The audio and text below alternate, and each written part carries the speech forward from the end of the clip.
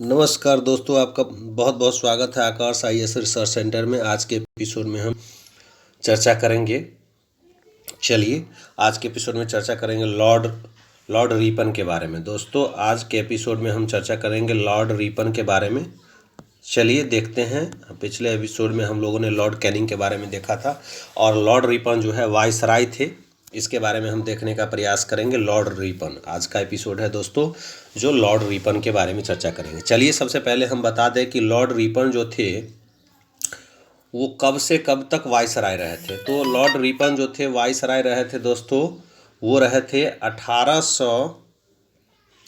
1880 से। याद रखें दोस्तों, लॉर्ड रिपन जो थे 1880 से लेकर के 1884 तक जो है ये वायसराय रहे थे। याद रखें दोस्तों, 1880 से 1884 तक ये वायसराय 4 वर्षों तक जो है ये वायसराय रहे थे। दोस्तों, ये 4 वर्षों तक जो है वायसराय रहे थे। और पहला काम जो था इनका, याद रखिएगा, पहला काम जो था इनका, याद रखिएगा, वो था अफगानिस्तान से संधि किया। अफगानिस्तान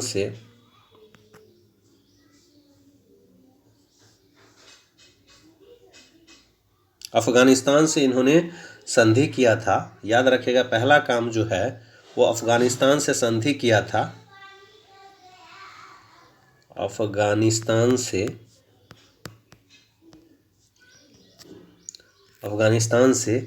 संधि कब किया था इन्होंने? अफगानिस्तान से संधि 1881 में। याद रखिएगा दोस्तों, लॉर्ड रिपन ने अफगानिस्तान से संधि किया था। पहला कार्य इनका जो है लॉर्ड रिपन का था वो अफगानिस्तान से संधि किया था 1881 में। याद रखिए दोस्तों।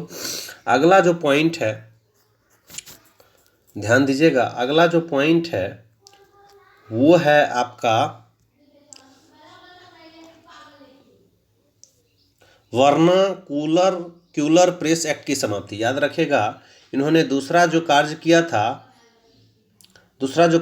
वर्नाक्यूलर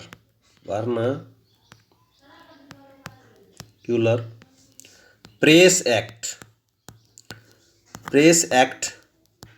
वर्नाक्यूलर प्रेस एक्ट को क्या किया था? समाप्त किया था। याद रखिएगा, इसीलिए लॉर्ड रिपन को जाना जाता है। याद रखिए, लॉर्ड रिपन को जाना जाता है 1882 में। याद रखिए, 1882 में लॉर्ड रिपन को जो है वर्नाक्यूलर प्रेस एक्ट को समाप्त करने के लिए जाना जाता है। याद रखिए, वर्नाक्यूलर प्रेस एक्ट को किस वायसराय ने ख़त्म किया था?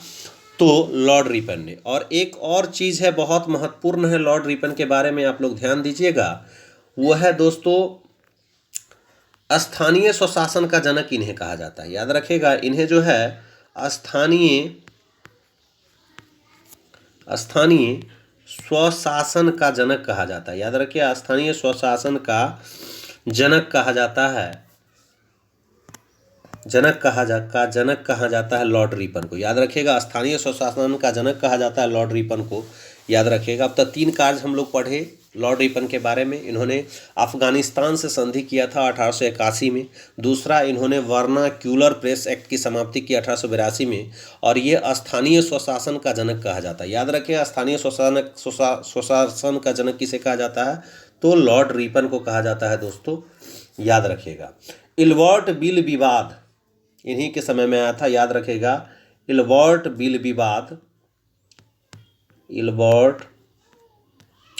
बिल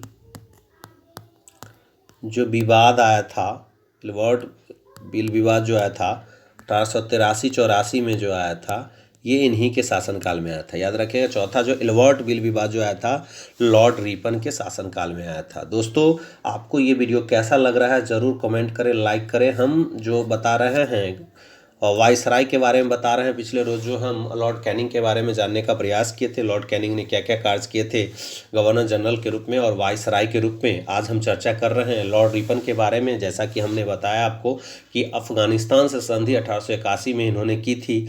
दूसरा कार्य मैंने बताया वर्नाक्यूलर प्रेस एक्ट की समाप्ति की 1882 में। तीसरा कार्य स्थानीय स्वशासन का जनक कहलाता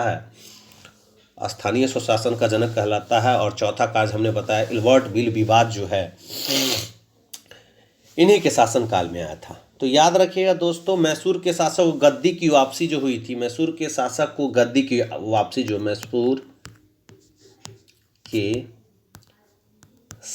को गद्दी की वापसी जो हुई थी वो 1881 में हुई थी। याद रखें दोस्तों, 1881 में मैसूर के शासक को गद्दी की वापसी हुई थी, है ना।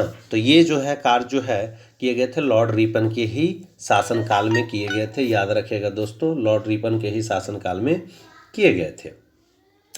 अब अगला पॉइंट है, शिक्षा आयोग की नियुक्ति हुई थी विलियम हंटर की अध्यक्षता में। याद रखिएगा, शिक्षा आयोग की, याद रखिएगा, शिक्षा आयोग का गठन हुआ था विलियम हंटर की अध्यक्षता में। इसी के शासनकाल में वो था 1882 में जो है 82 में हुआ था, शिक्षा आयोग का गठन किया गया था।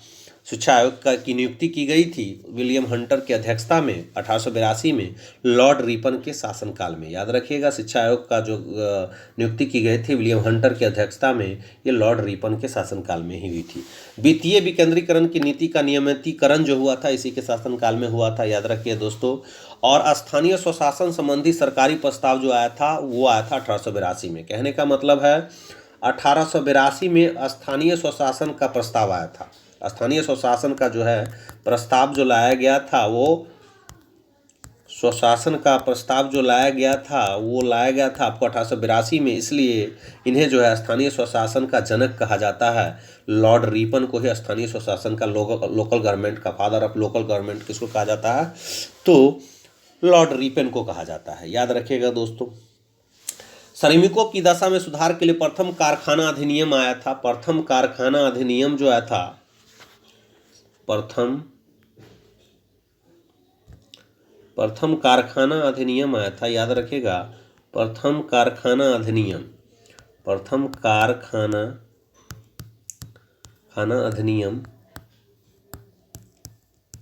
अधिनियम आया था 1881 में आया था, इन्हीं के शासनकाल में। याद रखिएगा, प्रथम कारखाना अधिनियम जो आया था श्रमिकों के सुधार के लिए, श्रमिकों की स्थिति के सुधार के लिए प्रथम कारखाना अधिनियम जो पारित किया गया था 1881 में, श्रमिकों की दशा की सुधार के लिए जो है प्रथम कारखाना अधिनियम आया था, इन्हीं के शासनकाल में आया था।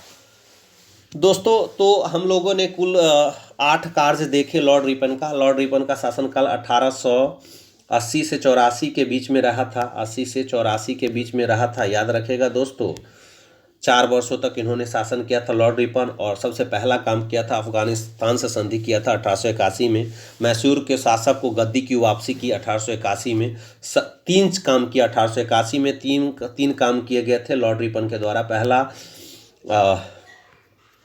1881 में 3 काम किए, अफगानिस्तान की संधि किया इन्होंने। 1881 में क्या किए, 3 काम किए इन्होंने 1881 में। याद रखिएगा, लॉर्ड रिपन ने 1881 में 3 काम किए, अफगानिस्तान के साथ संधि किया, मैसूर के शासक की गद्दी वापसी की, और श्रमिकों की दशा सुधार के लिए प्रथम कारखाना अधिनियम इन्होंने लाया 1881 में।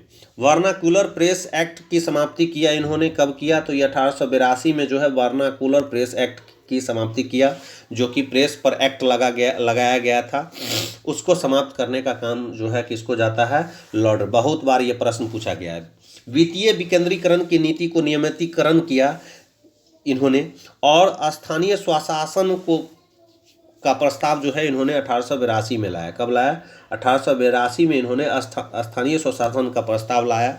उसके बाद विलियम हंटर की अध्यक्षता में शिक्षा आयोग का गठन 1882 में किया, और 1883-84 में इन्होंने इल्वर्ट बिल विवाद जो है 1883-84 में इसी के शासनकाल में आया। तो दोस्तों, ये वीडियो कैसा लगा जरूर कमेंट करें। अगर आप हमसे बीपीएससी ऑप्शनल हिस्ट्री की तैयारी करना चाहते हैं मेंस की, तो इस नंबर पर आप कांटेक्ट कर सकते हैं। मेरा नंबर 9110983903। अगर 67वीं बीपीएससी पीटी की भी तैयारी करना चाहते हैं, सिविल सर्विसेज की तैयारी करते हैं, तो इस नंबर पर कांटेक्ट कर सकते हैं। एसएससी, रेलवे, बैंकिंग की भी तैयारी करना चाहते हैं तो दिए गए नंबर 9110983903 पर कांटेक्ट कर सकते हैं। आज के एपिसोड को यहीं पर मुकम्मल करते हैं। वीडियो कैसा लगा कमेंट में ज़रूर बताएं, लाइक करें, शेयर करें। जय हिंद, वंदे मातरम।